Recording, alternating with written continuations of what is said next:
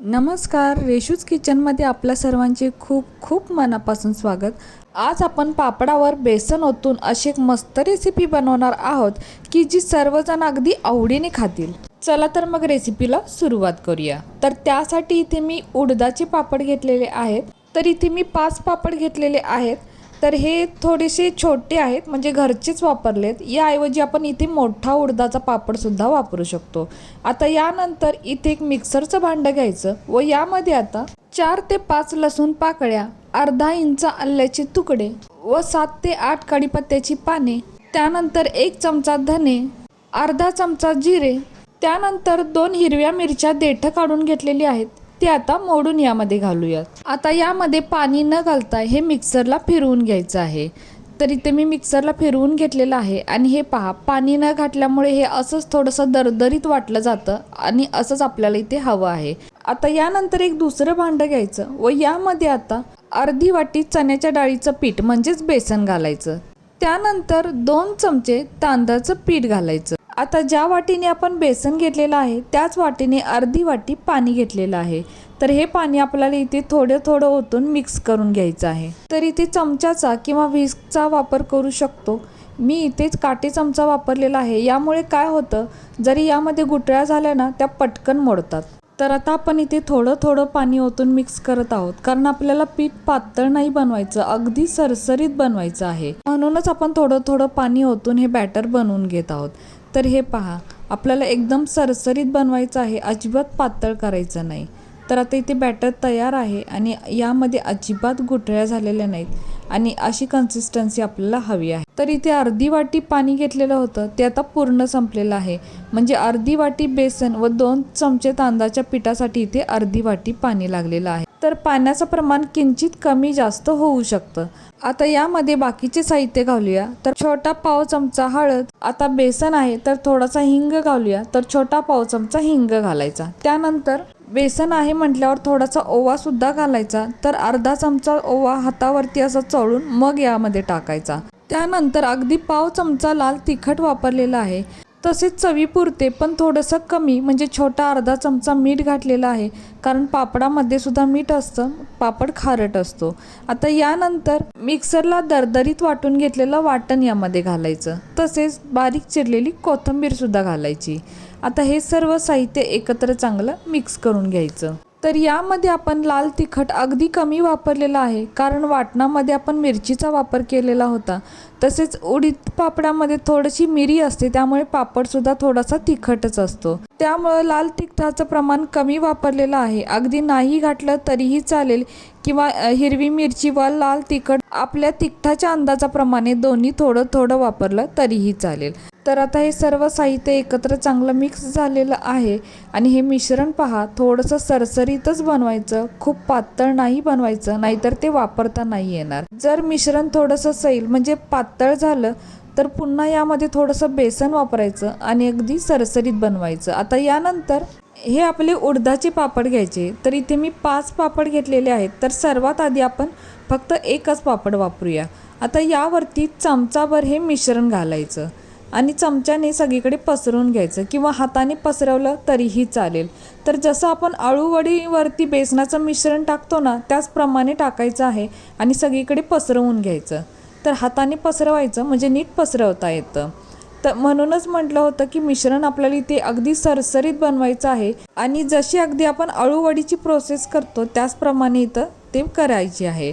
तर मिश्रण अगदी कडेपर्यंत पसरवून घ्यायचं। तर उडदाचा पापड इथे कडक असतो, पण हे ज्यावेळेला मिश्रण आपण यावरती टाकतो ना, तेव्हा तो थोडासा मऊ पडतो।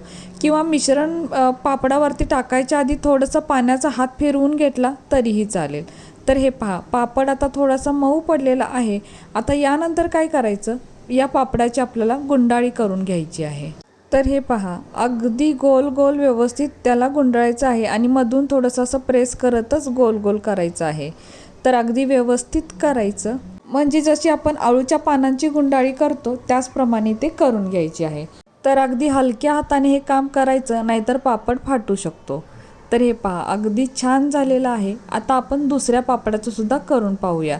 पण आता काय करायचं, त्याआधी आपण याला थोडंसं पाणी लावून घेऊया. पाणी लावल्यामुळं काय होतं, अजूनच हे सोपं जातं. जर पापड पाण्यामध्ये बुडवला ना तर सगळी प्रोसेस होईपर्यंत तो खूपच मऊ पडतो. त्यापेक्षा असं हाताने पापडाला पाणी लावून घेतलं तरीही चालेल. आता यानंतर यावरती पुन्हा 1 चमचा आपण मिश्रण घालूयात. आता हे मिश्रणसुद्धा अगदी कडेपर्यंत चांगलं पसरून घ्यायचं. तर आपल्याकडे जर असे छोटे पापड असतील आणि आपल्याला जर मोठा राऊंड हवा असेल तर हे पापड ना एकमेकांमध्ये गुंडळले तरीही चालतील. म्हणजे आता मगाशी जो तयार झालेला पापड आहे तो या पापडावरती गुंडळला तरीही चालेल. किंवा पापडाची जर आपल्याला अशी गुंडाळी बनवायची नसेल तर पापड आपण एकमेकांवरती सुद्धा ठेवू शकतो व सर्वात शेवटी वरती प्लेन पापड ठेवायचा. आता हा पापड सुद्धा आपण गुंडाळून घेऊयात. तर अगदी सोपं जातं, कारण पाणी लावल्यामुळं हा पापड पटकन मऊ पडलेला आहे. तर हे पहा, अगदी हलक्या हाताने हे काम करायचं आहे. आणि बघू शकताय अगदी मस्त असा हा पापड गुंडाळून झालेला आहे. म्हणजे अगदी परफेक्ट रोल बनलेला आहे. आता याच पद्धतीने आपण उरलेल्या पापडाचे सुद्धा रोल बनवून घेऊयात. व हे पहा, 5 पापडांसाठी जे मिश्रणाचं प्रमाण सांगितलं होतं ते अगदी परफेक्ट झालेलं आहे. आणि हे रोल सुद्धा पहा, 5 ही रोल बनवून झालेले आहे. अगदी मस्त रोल बनलेले आहेत. आता हवं तर हे रोल आपण असेच तळू शकतो, पण आता आपण अजून एक काम करणार आहोत. तर हे जे रोल आहेत ना याच्या आपण वड्या पाडून घेणार आहोत. तर आता एका रोलच्या आपण या वड्या पाडूया. तर सुरीने अशा पद्धतीने हे पहा, अगदी सहज या वड्या पडतात. पापड मऊ झालेला असतो त्यामुळे कापायला सुद्धा अगदी सोपा जातो. तर आपल्या आवडीप्रमाणे जशा आपल्याला वड्या हव्या आहेत त्याप्रमाणे आपण या कापून घेऊ शकतो. तर बघू शकताय अगदी छान इथे वड्या झालेल्या आहेत. आता एक वडी मी तुम्हाला उचलून दाखवते. तर हे पहा किती मस्त वड्या पडतात. तर आपण इथे न वाफवता या वड्या पाडून घेतलेल्या आहेत आणि बघू शकताय सर्व वड्या अगदी व्यवस्थित निघतायत. तर आता अशाच पद्धतीने आपण बाकीच्या सुद्धा रोलच्या वड्या पाडून घेऊयात. तर हे पहा, इथे मी सर्व वड्या करून घेतलेल्या आहेत आणि सर्व वड्या अगदी मस्त निघालेल्या आहेत. आता यानंतर या वड्या आपण तळून घेऊयात. तर इकडे गॅसवर मी तेल गरम करत ठेवलेलं होतं. तर तेल चांगलं गरम झालं पाहिजे. आता यानंतर एक वडी आपण या तेलामध्ये सोडून पाहूया. तर हे पहा, लगेच बुडबुडे आलेले आहेत, म्हणजे तेल अगदी व्यवस्थित तापलेलं आहे. तर सुरुवातीला फक्त एकच वडी तळूया. तर बघू शकताय कशी वडी या तेलामध्ये फुलत आहे. अगदी मस्त तयार झालेली आहे. यामधलं सारणसुद्धा अजिबात बाहेर आलेलं नाही. तर आता काय करायचं, लगेचच पलटूया. या वड्या पटकन तळून होतात बरं का. वड्या तेलात टाकताना गॅस थोडासा मोठा ठेवायचा आणि वड्या टाकल्यानंतर गॅस बारीक करायचा आणि अगदी मंद आचेवर या वड्या छान कुरकुरीत होईपर्यंत तळून घ्यायच्या. तर हे पहा, आता ही वडी तयारसुद्धा झालेली आहे. अगदी 2 मिनटामध्येच या वड्या छान अशा तयार होतात. तर हे पहा, आणि किती छान फुललेली आहे. अगदी शंकरपाळीसारखी ही वडी फुललेली आहे. तर हे पहा, काय मस्त वडी इथे तयार झालेली आहे. वाव! आता बाकीच्या सुद्धा वड्या आपण अशाच पद्धतीने तळून घेऊयात. तर दुसऱ्या वेळेला तेल अगदी परफेक्ट तापलेलं असतं, त्यामुळे पट्टापट बसेल तितक्या या वड्या या तेलामध्ये सोडून घ्यायच्या.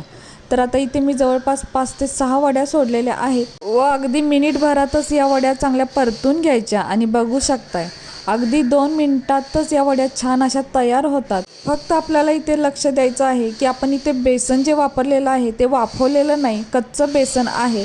त्यामुळं बेसन भाजणे ते आवश्यक आहे, पण बेसन भाजायला काही खूप वेळ लागत नाही आणि पापडसुद्धा चांगला तळला गेला पाहिजे. तर बघू शकता इथे सर्व वड्या तळून सुद्धा झालेल्या आहेत. आता तुम्ही याचा आवाज ऐका. ऐकलात ना, एकदम कुरकुरीत अशा या वड्या होतात आणि अजिबात तेलकट होत नाहीत. व फक्त 5 छोट्या पापडांमध्ये इतक्या वड्या तयार झालेल्या आहेत.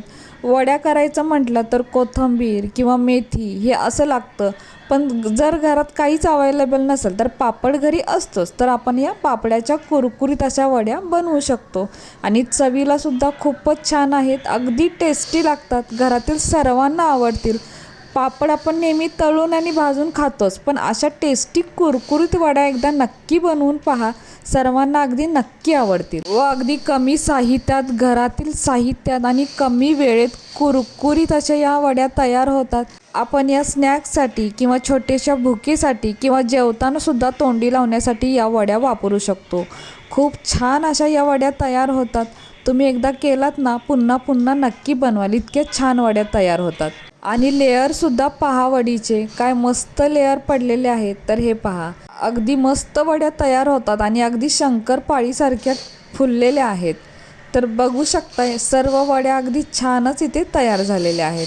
तर तुम्ही एकदा नक्की करून पहा आणि कशी वाटली तुम्हाला ही आजची रेसिपी जर तुम्हाला आवडली असेल तर आपल्या माणसांसोबत नक्कीच शेअर करा. आणि हो, व्हिडिओ जर तुम्हाला आवडला असेल तर प्लीज आपल्या या व्हिडिओला एक लाईक नक्कीच करा. नवीन असाल तर चॅनलला सबस्क्राईब करा, सोबत बेल आयकॉन प्रेस करा, म्हणजेच मी बनवलेले असेच नवनवीन रेसिपीज सर्वात आधी तुम्हाला मिळतील. आता पुन्हा भेटू अशाच एका नवीन रेसिपीसोबत.